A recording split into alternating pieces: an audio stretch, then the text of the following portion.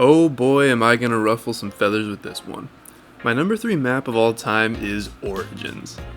While having it in my top 5 isn't controversial at all, its placement at number 3 might be considered a little low for some people. Unlike some of my other retrospective videos, I am going to spend less time on justifying why this map is top 5, I think most people already agree that it is, and more time defending why it's not number 1. What's up guys, Jake here, and today I'm going to tell you why Origins is not the best zombies map, but it's still great. Now I normally like to start by stating my biases, but I don't really think I have any when it comes to this map. It came midway through the peak of my zombies career, and most of my friends have it. In fact, we still play it to this day. I will note that throughout this video I am going to be judging both the BO2 and BO3 versions of this map in order to make an overall analysis, but I'll mention which version I'm talking about where applicable. Because it's easy to talk about, let's begin our analysis with the good this map has to offer. I'm actually going to start with the story, as this map more or less retconned the entire thing. While I enjoyed the maps more than most, the Victus storyline was not particularly popular, and the main Ether storyline needed to be brought back into focus. For the first time in Black Ops 2, we got to play as Richtofen, Dempsey, Nikolai, and Takeo again. The opening cutscene reintroduces us to them in epic fashion, and they're an absolute joy to play as again. In terms of story, this is one of the premier maps in the entire series. The atmosphere is solid. I'm not gonna say it's great, but solid. The problem is, I think it's a little confused. It's a World War I battlefield, which is the aspect they absolutely nailed, but it's also a supernatural dig site, and also surrounded by a futuristic battle going on. None of these aspects are bad, you're just constantly rotating between all of them, not allowing you to be fully immersed in any of them. As a student of history, I think if they just stuck to the World War I theme, the atmosphere would go from solid to amazing. Now anyone who watches my videos know that variety and freedom of choice are big for me, and Origins delivers in terms of the number of weapons available. I'm not sure of the stats for the BO3 version, but the BO2 version introduced the Mauser, Ballista, Scar, Scorpion, KSG, and MG08 for the first time, while reintroducing old weapons like the MP40. Another little touch that I love is the ability to get wall weapons out of the box with little upgrades. For example, the AK-74U is available off the wall. However, if you get it out of the box, you get it with an extended mag. It's no secret that hitting the box became pretty obsolete after Black Ops 1, so anything the game does to prop it up, I'm in favor of. The Maxis drone is an awesome buildable. AI is difficult to pull off in these types of games, and they absolutely nailed it. While serviceable as an offensive weapon, the fact that it's able to revive downed players makes it a phenomenal ally. Unfortunately, with the addition of Gobblegum on the D-pad, you're unable to have both the Maxis drone and trip mines at the same time in the BO3 version, but that's a minor complaint. The zombie blood drop is another cool innovation Origins made. Although in plain sight basically renders it useless in BO3, it was super useful in BO2. As the guy who usually plays medic for my team, the sheer number of ways to revive someone on this map is greatly appreciated, as it benefits inexperienced players and gives good players a chance to show off their skills. The integration of formal challenges on this map was something I believe could have been easily botched. I mean, look at some of the BO3 maps. Origins does a great job, however, because the challenges are not burdensome and the rewards you get are great. While the challenges are not super easy, you don't have to go out of your way to accomplish them. Getting 115 headshots, for example, is something that's going to happen if you just play the game regularly, and you're rewarded with an upgraded assault rifle. All the challenges are obtainable and rewarding for players of all skill levels. The last major positive I want to talk about is the Wonder Fizz machine. With all the perks we've accumulated over the years, it only makes sense to put them into a box-type device. It was also super awesome that they finally stopped trolling the players and included PhD Flopper in the BO2 Wonder Fizz. Now there are a lot of little things I can point to that I love about this map, like the Pack-a-Punch camo being amazing, the ability to complete a challenge to get monkey bombs in the form of G-Strike grenades, or the ability to get a free upgraded MG08. But I think everyone gets the point. This map was extremely innovative, and pretty much all of the innovations were great. It's easy to see why this is a top map for so many people, and there are a ton of features I haven't even gotten into yet. So, why is this map not the best? Well, allow me to get into the negatives. Since I was just talking about the Wonder Fizz, my first negative is also going to be about the Wonder Fizz. Its existence is an excuse for map designers to not include perk machines on maps where it exists. The Wonder Fizz is really only quasi-freedom of choice in that the player must rely on chance in order to use the perks he or she wants. Well, it's cool they included PhD Flopper in the machine. Why couldn't they just put PhD Flopper on the map? In fact, Origins only features 5 physical perk machines in Quick Revive, Jug, Speed, Stamina Up, and Mule Kick. For context, that is the fewest number of perk machines featured on a map since Keynote or Totem, a map designed to be in World at War.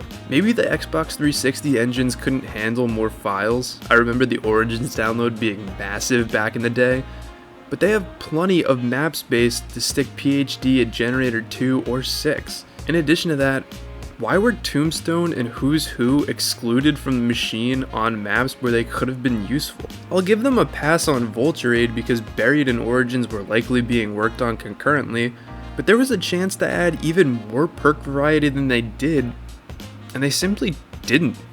Now there's an even bigger perk problem on this map.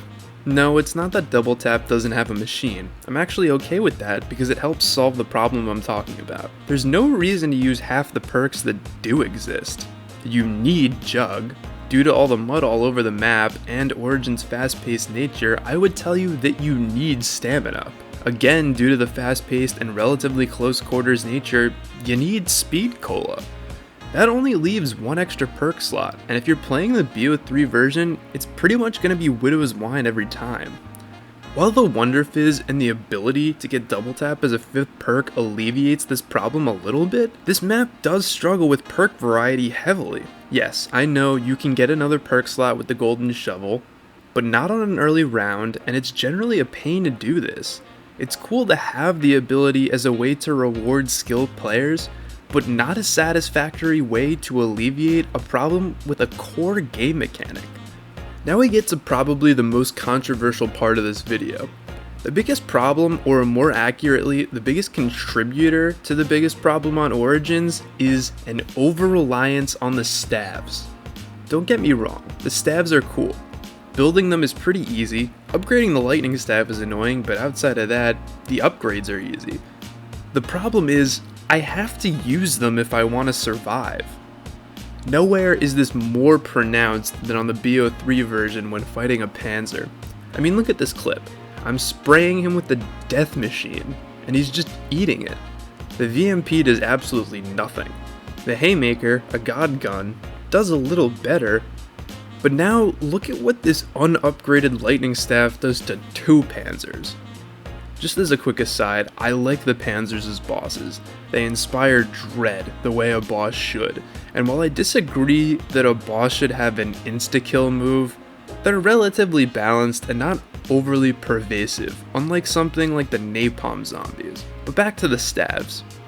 If you choose not to build them, then Samantha will whine and complain the entire game to the point where you'll build them just to shut her up.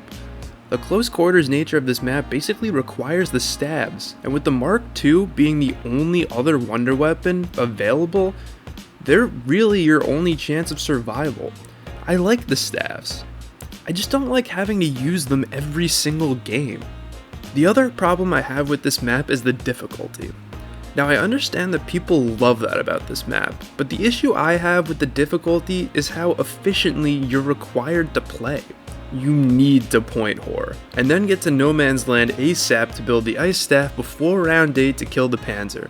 All the doors and guns are expensive, so you can't waste points, and God forbid you go down and have to rebuy Jug, otherwise you're screwed for the rest of the game.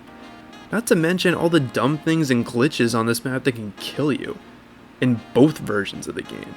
Nothing is more rage-inducing than dying through no fault of your own and then not being able to get back up on your feet because the map is too hard. Now, as an experienced player, I love this challenge because let's be real, it doesn't happen to me that often. But casual players like my friends, this map can be an absolute death grind. I'll repeat something I said in my overall retrospective video a few weeks ago. The difficulty makes this map fun for experienced players, but it also ensures that there is no such thing as a casual Origins experience. This feeds into my central point as to why Origins is not number one. You need to use the stabs, you need to use basically the same perks, and you have to play this map super efficiently. Every game of Origins feels the exact same. Again, I love this map. That experience is great for me. But I don't want to be forced to play the game the same way every time. I want to have the freedom to kill zombies however I want. Origins delivers a fun experience, but it doesn't deliver that. You'll notice I didn't talk much about the Easter egg on this map. That's because I'm kind of split on it. While I do think it's a little too in your face and difficult for very little payoff, I do think you can make the stabs and not do it just as well. I did it once. I'll probably never do it again. I have no desire.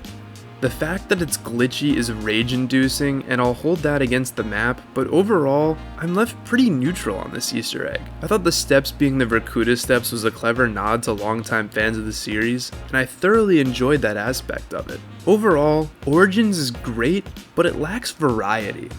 It only delivers one really awesome experience, but it's incapable of delivering anything else. It's a great map, but two other maps in my opinion can deliver fun experiences while offering more variety. It's for that simple reason, guys, that Origins is a great map, but it's not number one. What do you guys think? Am I totally wrong? Comment why you think Origins should or shouldn't be number one. Subscribe for more videos like this, leave a like if you think I deserved it, and until next time guys, go crush some challenges.